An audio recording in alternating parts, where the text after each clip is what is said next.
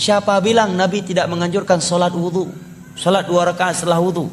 Dalam hadis Bukhari Muslim dari Utsman bin Affan, setelah beliau mempraktekkan sifat salat Nabi, ya, kemudian beliau menyatakan, demikian aku melihat Rasulullah sallallahu alaihi wasallam berwudu.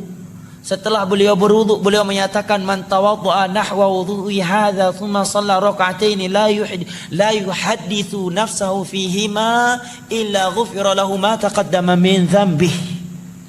Nabi menyatakan, barang siapa yang berwudu seperti wuduku ini, kemudian dia salat 2 rakaat dengan khusyuk, tidak melalaikan dirinya dalam 2 rakaat tersebut, melainkan akan diampuni dosa-dosanya telah berlalu. Ini hadis. Dan Nabi udah salat dari semenjak di Mekah. Mungkin nggak Nabi salat di Mekah tanpa wudu? Karena Rasulullah SAW telah mensyariatkan amalan tersebut. Di antaranya di dalam hadis riwayat Al-Bukhari dan Muslim dari Utsman bin Affan radhiyallahu anhu, Rasulullah SAW bersabda, man tawadda'a nahwa wudu'i hadza thumma shalla rak'atain la yuhadditsu fihi ma nafsah ghafarallahu lahu ma taqaddama min dzambihi. Barang siapa berwudu seperti wuduku ini, kemudian dia salat 2 rakaat dengan salat yang khusyuk, maka akan diampuni dosa-dosanya yang telah lalu. Mereka juga berdalil dengan kisah seorang sahabat yang salat, kemudian dia baca istiftah, Allahu akbar kabiran walhamdulillahi katsiran wa subhanallahi bukratan wa asila. Setelah salat, kata Nabi SAW, siapa yang tadi membaca itu? Karena sungguh aku melihat pintu-pintu langit terbuka untuk menyambut kalimat-kalimat tersebut. Maka sahabat itu mengatakan, aku yang membaca ya Rasulullah.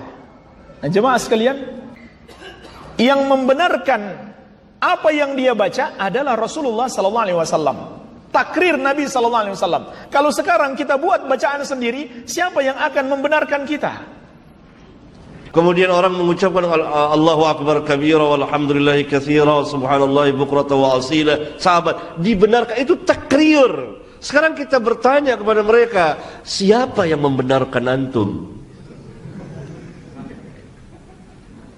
Siapa yang berani menunjuk tangannya bahwa perbuatan dia itu dibenarkan oleh Nabi? Saya kira tidak ada seorang pun yang berani selama mereka masih memiliki keimanan. Kalau sahabat langsung dibenarkan, Nabi yang membenarkan. Kalau sekarang perbuatan antum, siapa yang membenarkan? Apakah sudah ada jaminan bahwa Nabi membenarkan antum? Gak berani. Saya suruh silakan tunjuk tangan. Siapa yang berani jamin bahwa perbuatan dia dibenarkan oleh Rasulullah SAW? Alhamdulillah mereka rata-rata tidak berani. Gitu. Karena tidak ada jaminan. Beliau bersabda dalam hadis yang masyhur, dikenal dengan hadis irbat. Kata Nabi SAW, alaikum bisunnati wa sunnatul khulafa rasyidin mahdiyyin min ba'di addu alaiha bin nawajid. Berpegang teguh pada sunnah-sunnahku, panduan-panduanku, dan panduan-panduan khulafa rasyidin setelahku. Berpegang teguh pada keduanya walaupun dengan gigi geraham kalian. Ini orang Arab kalau mengatakan berpegang pada gigi geraham, artinya biar kau ditarik, kau dibunuh, tetap saja kau berpegang pada sunnah-sunnah itu. Karena gigi geraham adalah pertahanan terakhir. Kadang-kadang orang fitrahnya begitu, subhanallah. Kalau dia buka botol dia nggak bisa, buka benda nggak bisa, larinya kemana? Ke gigi. Ya? Nabi SAW menggunakan berpegang teguh walaupun dengan gigi geraham kalian, pertahanan terakhir pun tetap sampai mati, gitu kan? Lalu apa kata Nabi? Wa iyyakum wa muhdatsatil umur.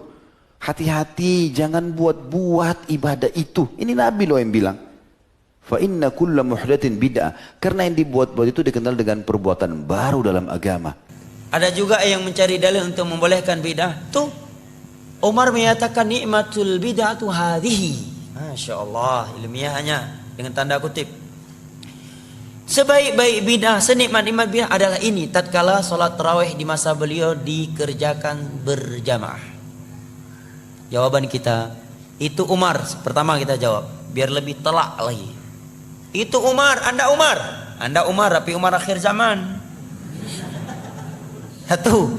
Kedua, Umar termasuk khulafa ar-rasyidin yang ada perintah dari Nabi untuk mengikuti sunnah mereka.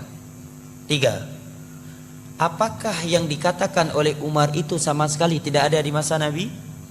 Hah? Ada. Nabi sholat 3 malam berturut-turut tarawih berjamaah. Kemudian beliau berhenti. beliau berhenti melakukannya karena khawatir akan diwajibkan kepada umat ini. Sekarang maulid, ada Umar katakan maulid nikmatul bidah hadhihi, sebaik-baik bidah adalah ini. Ada Nabi dan para sahabat di masa itu melakukan maulid walaupun cuma 2-3 kali, kemudian setelah itu kita kerjakan setiap tahun? Gak ada. Jauh sekali kiasnya. Jelas ya? Kemudian ada yang membawa dalil juga lah, Utsman bin Affan itu mengumpulkan Al-Quran 30 juz, masa Nabi kan belum ada. Berarti nggak mesti setiap bidah yang nggak ada di masa Nabi kalau kita lakukan bidah katanya. Jawabannya itu Utsman Pak, Anda Utsman bukan, walaupun nama bapak Utsman tapi Utsman akhir zaman. Kedua Utsman khulafa ar-rasyidun, yang ada perintah khusus dari Nabi untuk mengikuti sunnah mereka.